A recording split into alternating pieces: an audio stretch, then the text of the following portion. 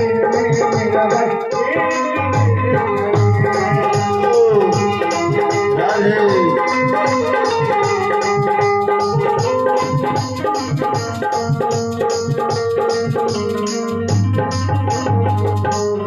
ऐसे वचन होते हैं, वचन जो दिए जाते हैं निभाए जाते हैं।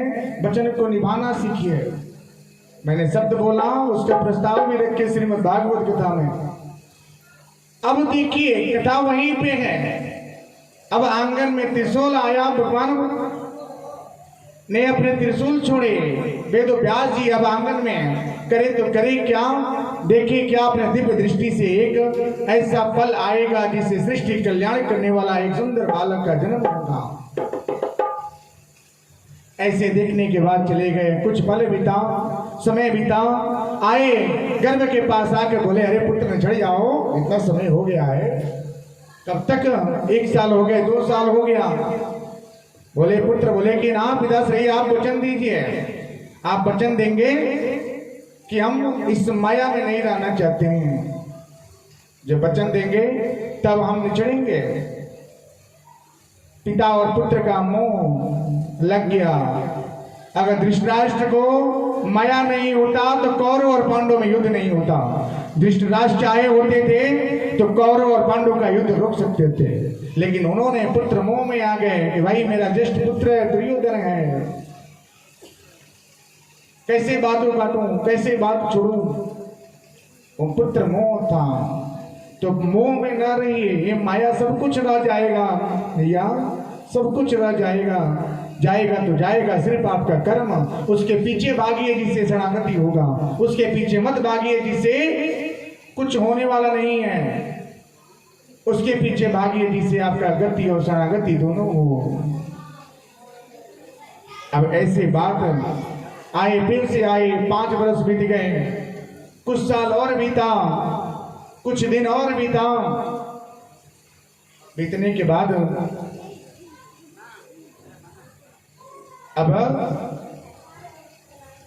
आए, बोले क्या पुत्र निछड़ जाओ, समय हो गया है।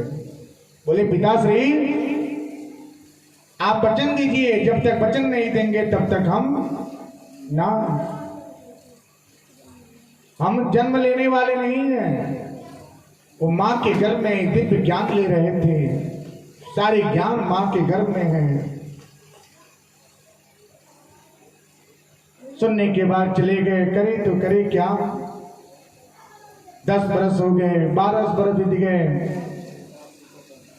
15वें हो गया, 16वें साल की उम्र में आए तो बोले क्या, अरे पुत्र अब तो निछड़ो, इतना बरस हो गया, इतना दुख है, इतना कष्ट है, माँ को देखो कितनी पीड़ा है। बोले क्या पिताजी वचन दीजिए, माँ का दुख न देखा गया। पिता बोले कि क्या, मैं वचन देता हूं कि मैं तुम्हें इस माया में नहीं रखूंगा, तुम निछड़ जाओ। तो बोले क्या, ठीक है। वचन ले लिए। लेने के बाद गर्भ निछोड़े, हाथ में कमंडल होता है, लंबा शरीर, और कोई और नहीं थे, वो शिव भगवान जी के रूप के एक अवतार थे। चलते जा रहे हैं। पिता बोले अरे वचन भी दे दिए और छोड़ के भी जा रहे हो, ये कौन सा नियम है भाई, ये कौन सा वचन है? मैंने तो वचन दिए, और वचन देने का मतलब ये थोड़ी है कि आप माता पिता को त्याग देवे। ऐसे बात सुन करके चलते गए। बोले कि पिताश्री आपने वचन दिया है, वचन का पालन करना सीखिए। मैंने आपसे वचन मांगा कि इस माया में नहीं रहना चाहते हैं, इस घर गृहस्थी में रहना नहीं चाहते हैं। आपने वचन दिया था कि निचड़ जाओ, अच्छे से विवाह करेंगे, घर गृहस्थी बसाएंगे, इतने अच्छे महल देंगे। आपने वचन दिया, हमें कुछ नहीं चाहिए, हमें वो चीज नहीं चाहिए, हमें वो चीज चाहिए जिससे संसार की कल्याण हो, हमारी कल्याण हो और जग जीवन के कल्याण हो। ऐसे वचन सुनने के बाद रुक गए, फिर से सोचे क्या बोले। मेरा पुत्र मेरे को ज्ञान दे रहा है,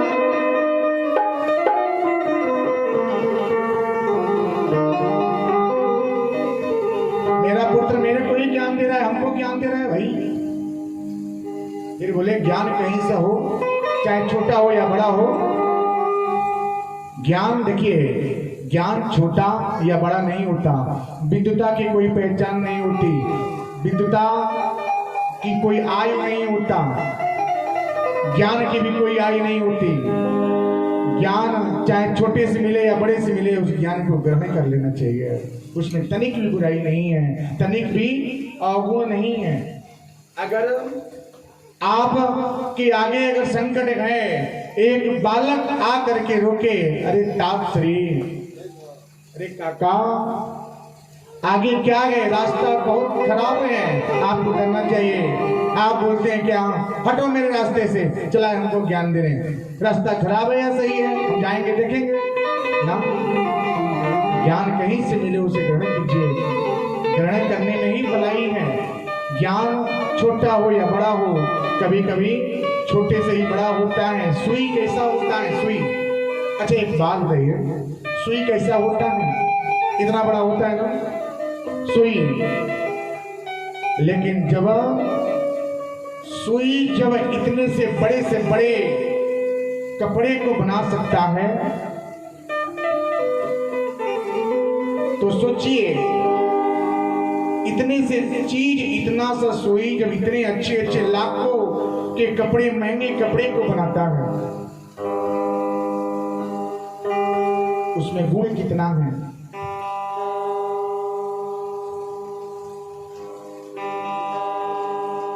जो चीज देखने में छोटा होता है ना, उतना ही भला होता है, उतना ही मीठा होता है, वो ज्ञान होता है। सत्य सैया के तो हरे ज्यों नाम के तीर, आ देखन में छोटे लगे घाव करे।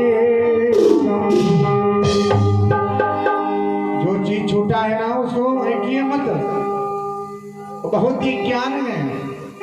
सुई की आकार है, लेकिन लाखों के कपड़े बना देते हैं। वो कपड़े बड़े से बड़े लोग उसको धारण करते हैं। वो अमीर गरीब नहीं देखता, वो अमीर के दरवाजे पे रखता है, गरीब के दरवाजे पे रखता है, उसमें कोई भेदभाव नहीं है, वो सबके पास है। ज्ञान सबके पास होता है, ज्ञान की कोई बिरादरी नहीं होता, ज्ञान की कोई जाति नहीं होती, और ज्ञान एक आदमी का नहीं होता है, ज्ञान सबका होता है। अब जब वो बोले क्या, मेरा पुत्र हमको ये ज्ञान दे रहा है, बोले ठीक है कोई बात नहीं, चाहे छोटा हो या बड़ा हो, ज्ञान तो ज्ञान होता है, ग्रहण ही कर लेते हैं। फिर बोले कि ना पीछे जाएंगे जरूर कुछ मिलेगा। भागते गए, पुत्र बोले क्या, रे पुत्र रुक जाओ, अभी अभी जन्म लिए हो, अपने माँ के गले से नहीं लगे, उनकी मन की कलेजा जो है ठंडा नहीं हुआ, पिता के गले से नहीं लगे, अभी जा रही हो। वो बोले क्या, पिताश्री आपने वचन दिया है, मैं वचन का पालन आप कीजिए, मैं वचन लिया हूं, मैं पालन कर रहा हूं। बोले ठहर क्या हो, बोले कि पिताश्री एक फलदार वृक्ष होता है ना, एक आम का वृक्ष पकड़िए, एक आम का वृक्ष होता है, और आम का फल पाने के लिए कितने डंडे का प्रहार होता है। फल तो मिलता है, जो फल पाने की कोशिश करता है उसको तो मिल जाता है, लेकिन चोट तो वृक्ष को लगता है भैया। तो इसलिए आप क्या हैं, आप वृक्ष हैं और हम आपके फल हैं, हम आपके फल हैं, हमारा सेवन दूसरा करेगा, दूसरा ही करेगा। अब ऐसे वचन दे करके अब चले गए नर्मदा नदी के उस तट के किनारे। वो कोई और नहीं थे, वही सुख से सुखदेव मुनि हुए, जो एक अंडे से जन्म लेते हैं और जाकर के घर में छुपते हैं, सुख के रूप में जाकर के छुपे, वही सुख से सुखदेव मुनि हुए, जिन्होंने सबको श्रीमद् भागवत कथा का श्रवण करा के वैकुंठ धाम की गति की प्राप्ति कराए। तो कथा चिंतन मनन कीजिए। श्रवण कर रहे हैं, सुनना और श्रवण करना में अंतर होता है, अंतर होता है। क्यों?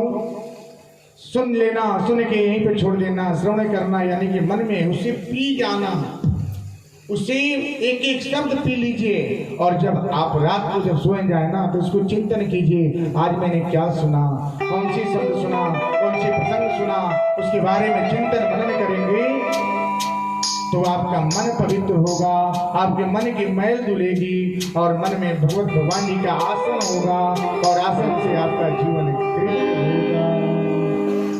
और लेके जाना रे, और लेके जाना रे हरि का नाम